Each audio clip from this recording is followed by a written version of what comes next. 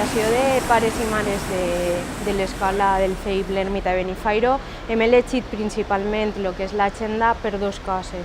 Una és l'interior de la mateixa agenda, on hi ha moltes cites que fan referència a valors com poden ser la família, el reciclatge, la importància de la nostra llengua, també per la part on està la comunicació entre l'escola i les famílies. És una cosa prou important per a nosaltres.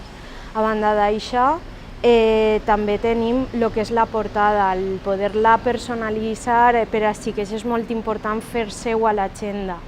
Nosaltres personalment portem uns anys que fem el que és la portada en murals que hem pintat en els propis xiquets.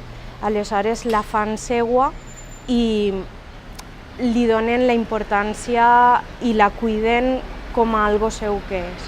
La fan pròpia. El que destaco és, que el nen pugui ser capaç de personalitzar la seva pròpia agenda i que per tant la diferenciï d'altres escoles, sigui la seva pròpia agenda, però el que més destaco és l'ús que se n'ha fet. L'any passat les agendes, l'anterior, estaven destrossades, guixades, a vegades les perdien i no els donaven un valor essencial, com el que té l'agenda, que és el d'organitzar-te. És una passada, n'he agafat una, però em puc ensenyar moltes més. No han fet malbé ni un sol full, no les han guixades, perquè els hi encanta. És a dir, la tenen, a part d'una llibreta d'organització seva personal, la cuiden i se l'estimen, i els agrada molt portar-la. A més, quan coincidim amb altres nens d'altres escoles els hi comenten.